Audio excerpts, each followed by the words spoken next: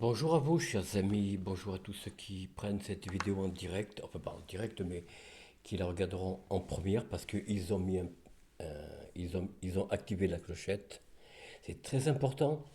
Si vous n'activez pas la clochette, vous aurez la vidéo, mais vous devrez aller la chercher, n'est-ce pas? Tandis que ceux qui activent la clochette, qu'ils appuient dessus, eh bien, ils reçoivent les vidéos en première. Dès qu'elles apparaissent, elles sont mises dans leurs alertes finalement. Abonnez-vous, partagez cette vidéo et mettez-moi un pouce s'il vous plaît. En haut ou en bas, mais comme vous voulez, à votre choix. Mais mettez-moi un pouce. Très important. Alors nous allons aujourd'hui nous arrêter, enfin commencer plutôt, sur une partie de la succession des chefs d'État, d'abord des rois, ensuite chefs des rois pardon, du pays des fromages. Alors je voulais commencer par la Convention nationale.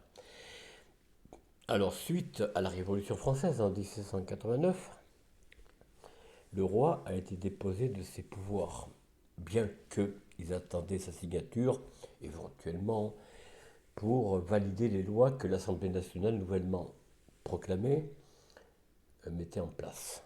Nous sommes bien d'accord. Alors ensuite, ah oui, j'ai pas pensé, j'espère que vous allez bien, que tout va bien chez vous, moi ça va. Bien, poursuivons.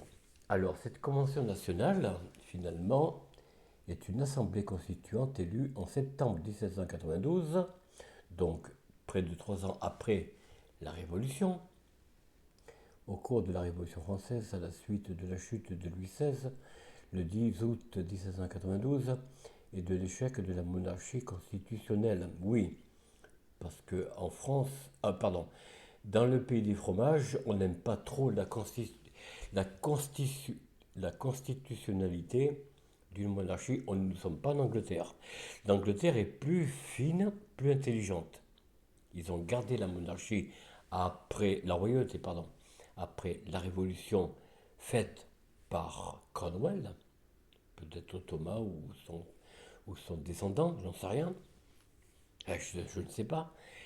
Mais ils ont gardé le Parlement, les Cromwelliens, un Parlement indépendant de la royauté, de la monarchie anglaise, bien que, ayant fait exécuter par la pendaison ou la décapitation, je ne sais plus, du roi Jacques Ier ou deuxième, en tout cas, ce qui est sûr, c'est qu'ils ont gardé, à la demande du peuple, hein, le peuple réclamait le roi ou la reine. Bon, en tout cas, réclamait la monarchie anglaise ou la royauté, pardon. Donc, oui,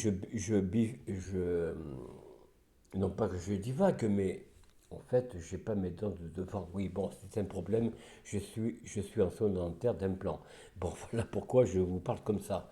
C'est pas que il me manque des dents encore. Bien, poursuivons.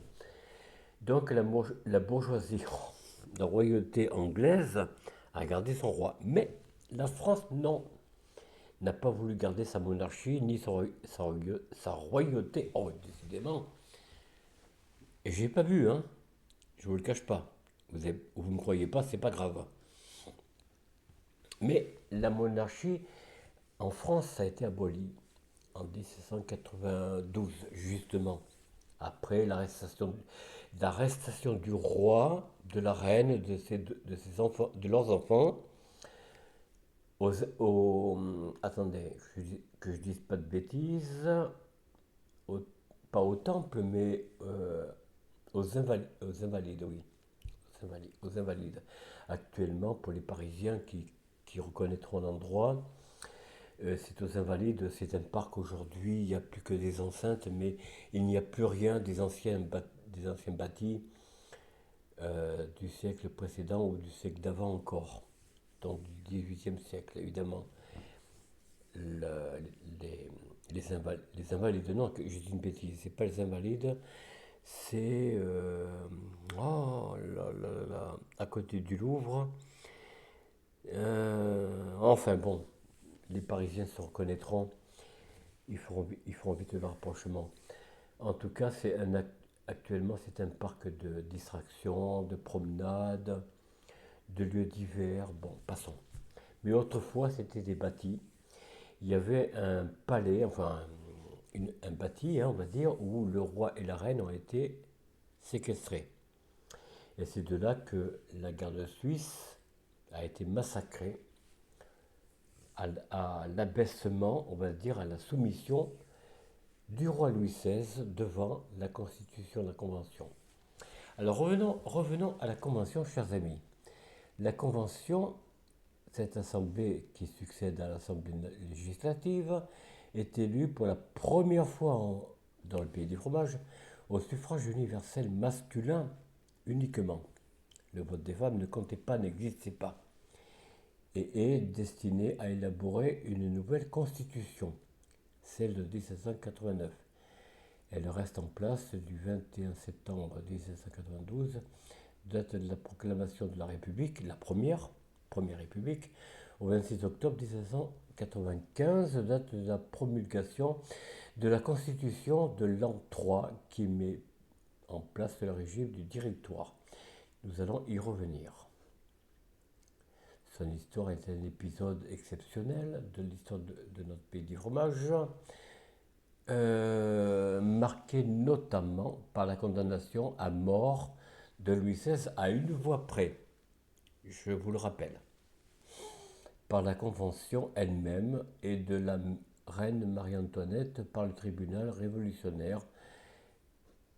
Ouais, bon, par la guerre civile de Vendée et étrangère, première coalition, par la politique de la terreur 1793-1794, par le redressement militaire, oui, redressement de 1794 sous l'égide de Lazare Carnot, bon, qui sera récupéré par Napoléon Bonaparte. Bon, nous y reviendrons. Le retrait de la Prusse, avril 1795, et le début de l'expansion de la République du Pays des Fromages, notamment en Italie, avec les Lombardos. Mais là, je vous en parlerai bien plus tard, parce que je suis concerné. Je suis concerné, oui, par les Lombardos, les Lombardis, les Lombards. En français, on dit Lombard. En italien, il y a deux choix, c'est ou Lombardo ou comment dire, la région, l'État, si vous voulez, de Lombardie. Mais la Lombardie a donné naissance un peu plus tard, bien qu'au début il ne portait pas le nom Lombardie-Lombardo, mais par la suite on a donné par convenance ou par acte de baptême un nom à certaines familles des Lombards, les appelant les Lombardos ou les Lombardis. Bon, j'y reviendrai bien plus tard, parce que ça me concerne. Bon, alors son histoire était... Alors, son histoire est un épisode exceptionnel de l'histoire du bilirubage, marqué notamment, je l'ai dit, au tribunal révolutionnaire. Bon, par la guerre civile, Vendée, bon. Alors oui, la Vendée s'est soulevée parce que la Vendée défendait le trône et la Bretagne et la Normandie défendaient... Non, attendez. La Vendée défendait l'autel, donc l'église, le Vatican, l'église, et la Bretagne défendait le trône. Mais en même temps, la Vendée et la Bretagne se sont coalisées pour se battre contre les Bleus. Les Bleus, c'était la garde républicaine révolutionnaire, donc habillée de bleu et de rouge d'ailleurs. D'où aujourd'hui, d'ailleurs, vous regarderez un petit peu dans l'histoire du 19e siècle, au début notamment du règne de Napoléon, que la garde républicaine est habillée de bleu et avec des liserés rouges. Un rappel de la Révolution, s'il en est, puisque Bonaparte a été un des principaux instigateurs et auteurs de la Révolution, en tout cas un soutien. Bon, pardon pour la famille de Bonaparte, hein, que je salue, s'il m'écoute. Alors, redressement militaire, bon, de la Carnot, je l'ai dit. Le retrait de la Prusse en 1795 et le début de l'expansion de la République du Pays du Fromage, notamment en Italie. Oui, je l'ai dit. L'histoire de la Convention nationale est divisée en 3 périodes en fonction des factions qui se succèdent par des procédures expéditives à la tête du gouvernement. Convention girondine, 21 septembre 1792, 2 juin 1793. La Convention montagnarde, 2 juin 1793, 27 juillet 1794, 9 thermidor en 2. Et la Convention thermidorienne du 27 juillet 1794 au 26 octobre 1795, 5 fructidors en 3. Alors, il y a des petits rappels que je vous ferai concernant la fraude non légale, notamment sur l'an 2 ou 3 du Thermidor. J'en parlerai dans une autre vidéo, dans un autre contexte. Pour l'instant, nous en restons à la Convention. Ne nous égarons pas. Bien, le conflit entre Girondins qui domine d'abord l'Assemblée et montagnards, soutenu par la Commune de Paris, monarchiste, je rappelle, culmine lors des journées insurrectionnelles du 31 mai et du 2 juin 1793 qui aboutissent à la prise de pouvoir par les montagnards qui sont aujourd'hui l'extrême gauche. Voilà, je vous le rappelle, au cas où vous ne feriez pas la liaison entre l'extrême gauche actuelle, Besancenot, comment il s'appelle, Mélenchon, et j'en passe, et des meilleurs, et des pires même d'ailleurs. Tout ça a vu le jour sous les montagnards. Mais un jour peut-être j'en parlerai. Pour l'instant, c'est pas à l'ordre du jour. Bien. Alors, la constitution de l'an 1, adoptée par les montagnards le 24 juin 1793, n'a jamais été appliquée. Oui, bon, d'accord, parce qu'ils ont été chassés.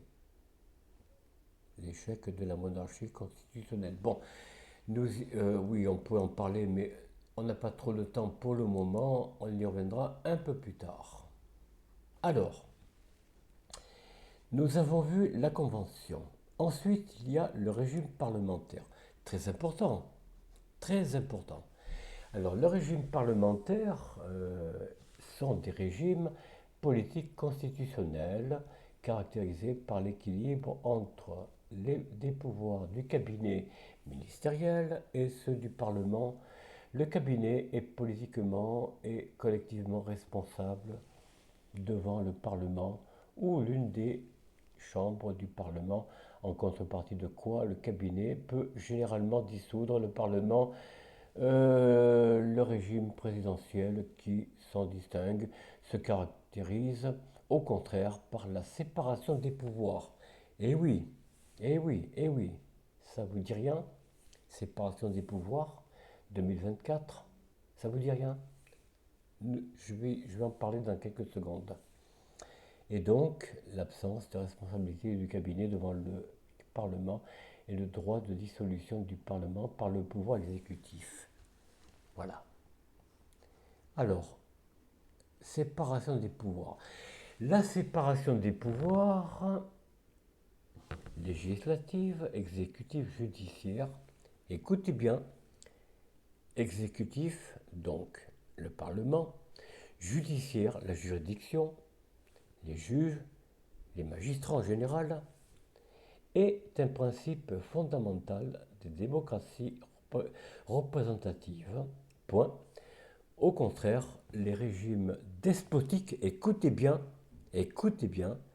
au contraire, les régimes despotiques et dictatoriaux pratiquent une concentration des pouvoirs. Ça ne vous dit rien? Ça ne vous rappelle pas l'élection 2017, 2022? Ça ne vous rappelle rien? Chers amis, faites un petit peu le rapprochement et vous comprendrez quelles sont les menées actuelles par rapport au début de la Convention, donc de la Révolution de 1789, séparation des pouvoirs législatifs, exécutifs. Législatifs, c'est les assemblées, pardon.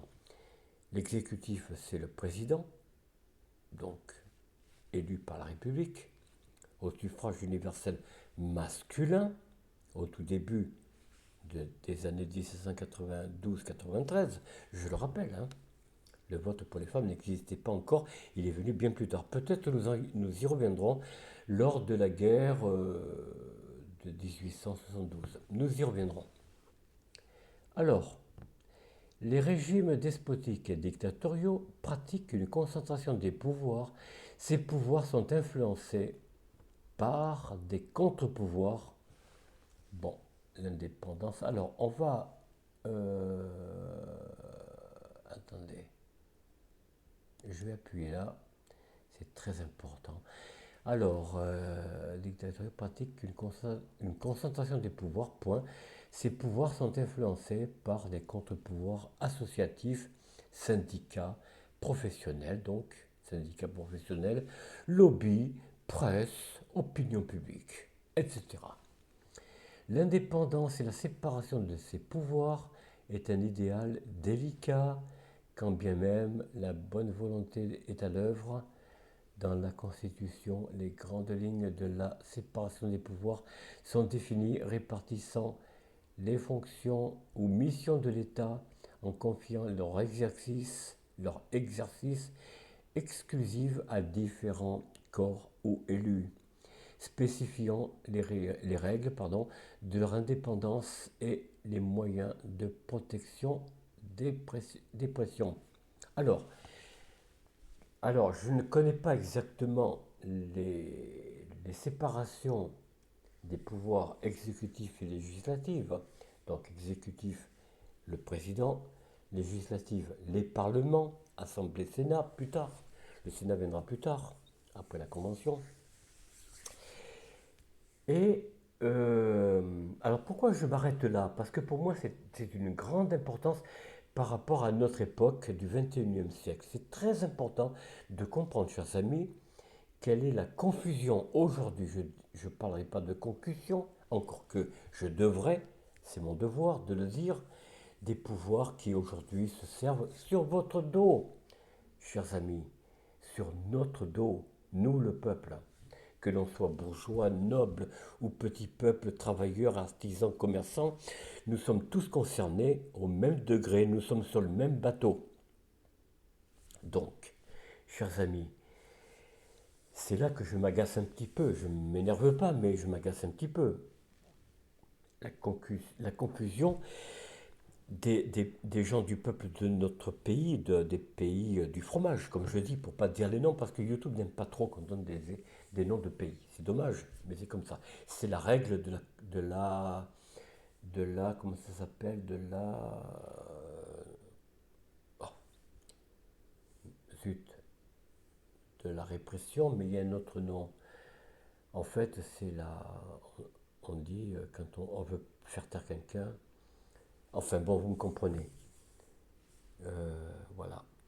Donc, chers amis, je vais m'arrêter là pour ce qui est des pouvoirs, la séparation des pouvoirs, mais je vous donnerai un jour, après la fraude du non légal, toutes ces choses-là, mais on va finir les régimes, comment dire, des représentants de notre pays du fromage, ou des fromages. Alors, après les rois, on en a parlé, nous en sommes venus à la convention. Bon, je vais arrêter là pour aujourd'hui. Voilà, je reviens en arrière encore. Voilà. Donc, plus tard, je viendrai sur les dirigeants du directoire. Bon, sous le directoire, 5 directeurs partagent entre eux le pouvoir. Certains d'entre eux ont été remplacés en cours de mandat. Mais nous y reviendrons dans une vidéo ultérieure, et la prochaine d'ailleurs. Alors, chers amis, ce que je voulais vous dire, c'est que euh, la censure, voilà. Nous sommes dans un régime de censure. Donc aujourd'hui, on ne peut pas dire ce qu'on veut. Peut-être que ma vidéo ne va pas passer, vous ne la verrez pas, peut-être vous ne l'entendrez pas. Chers amis, en tout cas, j'en prends le risque et j'en assume la responsabilité devant n'importe quelle juridiction, car l'article 16 de la Constitution 1789, que, soi-disant, a repris de Gaulle, Debré, en 1958, mais qui n'est même plus appliqué dans le pays des fromages. Je le rappelle, nous sommes dans un état de censure dont YouTube et Google se, se pavanent de mettre illégalement dans notre pays la censure. Ce qu'ils font là, Google et YouTube, c'est illégal. Ils sont dans la vallée, euh, dans la vallée des États-Unis. Ils ne sont pas ici chez nous. Même si le pays des fromages en accepte l'expansion et l'extension de leur pouvoir, n'est-ce pas? La Silicon Valley. Mais il y a des lois ici en Europe, et surtout dans chacun des États, dont dans le pays des fromages, je rappelle, le nôtre, qui ne sont pas appliquées, parce que les lois n'existent pas de ces censures. Mais YouTube et Google se permettent illégalement, en transgressant les lois internationales des États, des gouvernements, des royaumes, pour ce qui est de l'Angleterre et d'autres pays de royauté, ils se permettent de censurer, surtout chez nous. Surtout chez nous. Nous sommes d'ailleurs, nous, dans le pays des fromages, assimilés à peu de choses près. Je vous en reparlerai plus tard, un jour, à propos du crédit social. Nous ressemblons à la Chine, de plus en plus, au régime chinois actuel depuis Mao Tse-tung, jusqu'à ce dernier Xi Jinping. Bon, nous y ressemblons de plus en plus, la censure, les caméras. Bon, c'était notre débat, nous en reparlerons plus tard. Je reviendrai dans la République du pays du fromage, la première République donc, qui n'a pas duré très longtemps d'ailleurs, sous le directoire, dont je viens de vous énumérer, pardonnez-moi, quelques éléments. Chers amis, je vous souhaite un bon week-end, une bonne fin de semaine, un bon début de semaine quand vous reprendrez à cet égard cette vidéo. Partagez-la, n'hésitez pas. Faites-vous plaisir, chers amis. Et je vous dis à très bientôt. Au revoir.